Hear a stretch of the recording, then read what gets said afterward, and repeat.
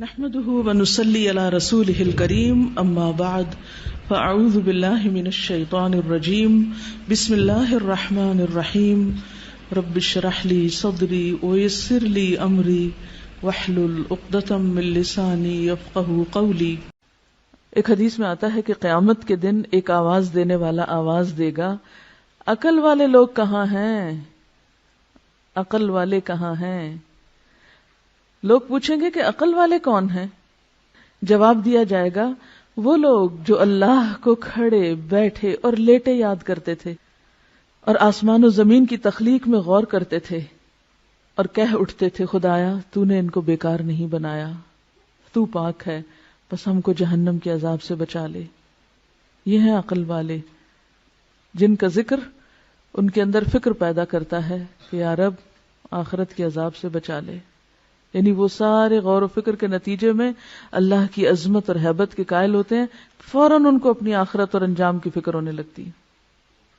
حضرت ابو ہریرہ رسول اللہ صلی اللہ علیہ وسلم سے روایت کرتے ہیں، ایک شخص چھت پہ لیٹا ہوا تھا، آسمان اور ستاروں کو دیکھ رہا تھا۔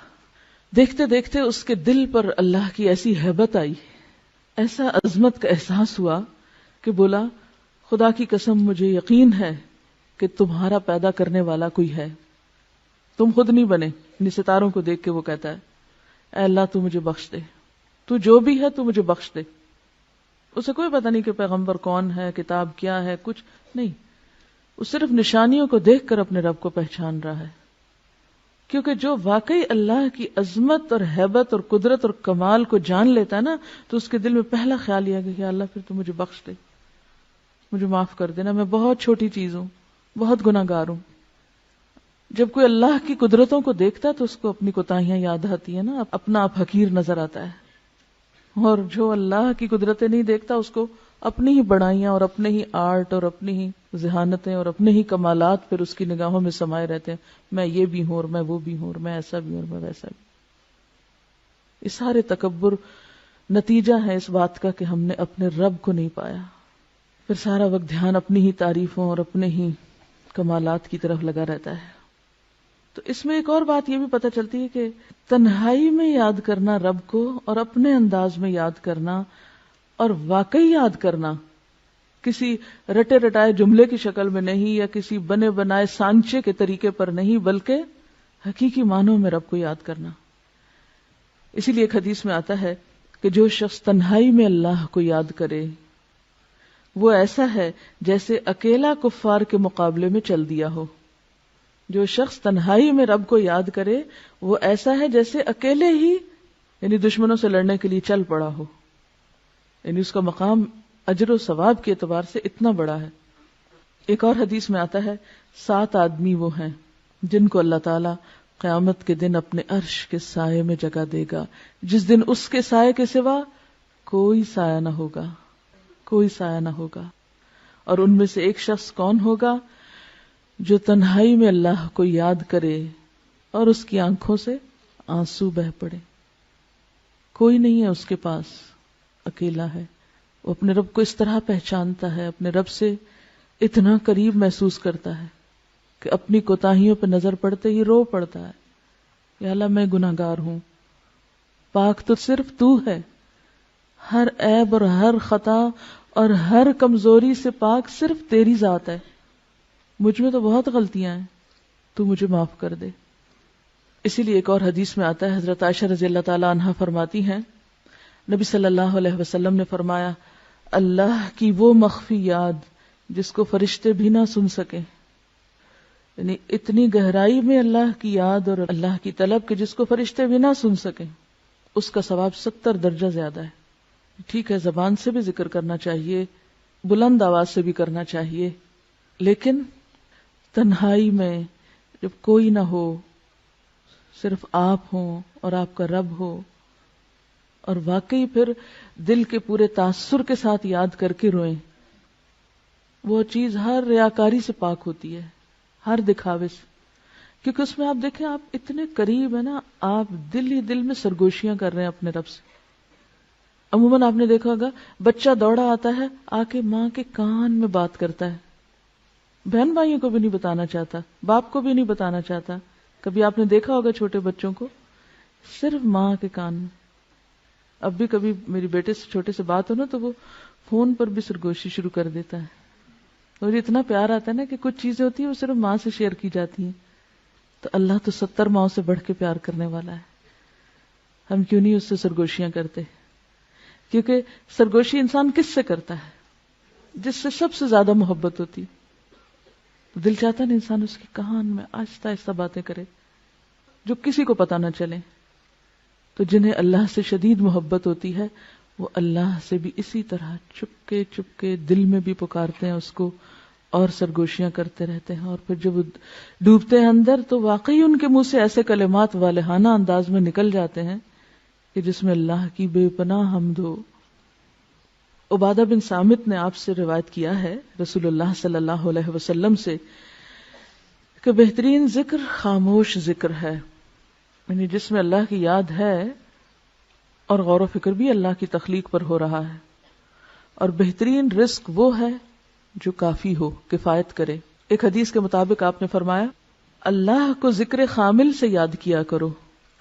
پوچھا کہ ذکر خامل کیا ہے؟ فرمایا مخفی یاد, ایسی یاد جو سب سے چھپی ہوئی ہے. اور اسی کے بارے میں فرمایا جو ایسا کرے گا اس کے گناہ معاف ہو جائیں گے خواہ وہ سمندر کی جھاگ برابر ہی کیوں نہ ہو.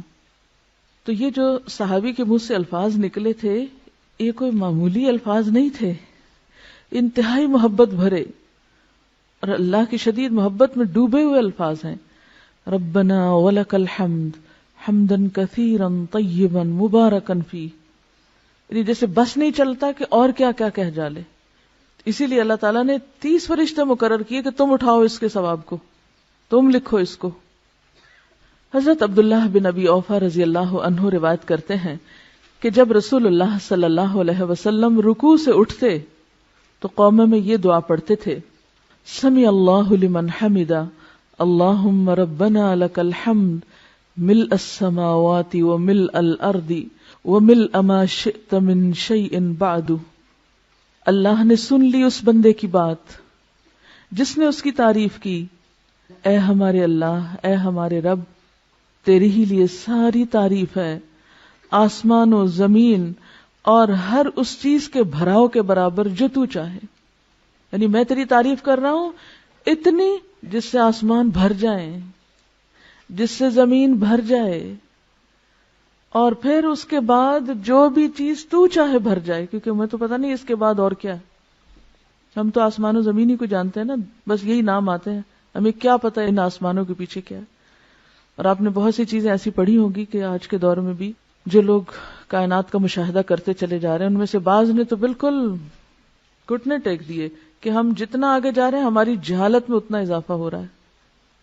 تو اسی لیے آپ صلی اللہ علیہ وسلم کس طرح اللہ کی تعریف کرتے تھے, وہ ملء ما شئت من شیء بعد, کہ اللہ اس کے بعد اپنی تعریف سے تو جس چیز کو چاہے بھر دے, وہ تیرے علم میں ہے کہ وہ کیا کچھ ہے. حضرت ابو سعید خدری رضی اللہ عنہ فرماتے ہیں کہ رسول اللہ صلی اللہ علیہ وسلم جب اپنا سر رکوع سے اٹھاتے تو یہ دعا پڑھتے تھے ربنا لک الحمد ملء السماوات والارض وملء ما شئت من شيء بعد اهل الثناء والمجد احق ما قال العبد وكلنا لك عبد اللهم لا مانع لما اعطيت ولا معطي لما منعت ولا ينفع ذا الجد منك الجد. اے ہمارے پروردگار, ہر قسم کی تعریف صرف تیرے لیے ہے, آسمانوں اور زمین اور ہر اس چیز کے بھراؤ کے برابر, یعنی ہر وہ چیز بھر جائے جو تو چاہے, اور بندے نے جو تیری تعریف اور بزرگی کی وہ تیرے لائق ہے, وہ تجھے زیبا ہے, ہم سب تیرے ہی بندے ہیں. اے اللہ, کوئی روکنے والا نہیں اس چیز کو جو تو نے دی, اور کوئی دینے والا نہیں اس چیز کو جو تو نے روک دی, اور دولت مند کو دولت مندی تیرے عذاب سے نہیں بچا سکتی. کسی کی دولت اور دنیا کی نعمتیں اسے اللہ کے عذاب سے نہیں بچا سکتی.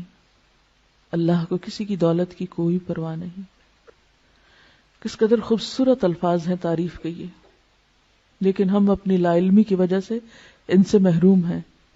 مجھے بھی تھوڑا ہی عرصہ پہلے یہاں 2 سال پہلے رمضان گزارنے کا اتفاق ہوا حرم میں، تو جو رات کے پچھلے پہر کی نماز ہوتی تھی اس میں دیکھتی تھی کہ رکوع پہ جاتے ہیں تو اٹھنے کا نام نہیں لیتے، سجدے میں جاتے ہیں تو دم گھٹنے لگتا، جان نکلنے لگتی، وہ سجدے سے سر نہ اٹھاتے، قومے میں کھڑے ہوتے تو دوبارہ لگتا بھول گئے ہیں نیچے جانا. تو میں کہتی تھی اتنا کیا پڑھتے ہیں. اس کے بعد مجھے تجسس ہوا اور یہ دعائیں پھر میں نے یاد کی. زندگی ایسے ہی گزر گئی، توجہ ہی نہیں کی اس طرف. ٹھیک ہے فرض نمازوں میں یہ سب کچھ، اور خصوصاً جب لوگوں کو نماز پڑھائی جا رہی ہو اس وقت یہ سب کچھ نہیں ہو سکتا، اور نہ کرنا بھی چاہیے، کیونکہ یہ تو تنہائی میں نفل نماز میں اللہ کے ساتھ الگ ہو کر یا آخری رات کی نماز میں یہ راز و نیاز ہو سکتے ہیں. سبحانک اللہم و بحمدک اشہد ان لا الہ الا انت استغفرک و اتوب الیک. السلام علیکم و رحمۃ اللہ وبرکاتہ.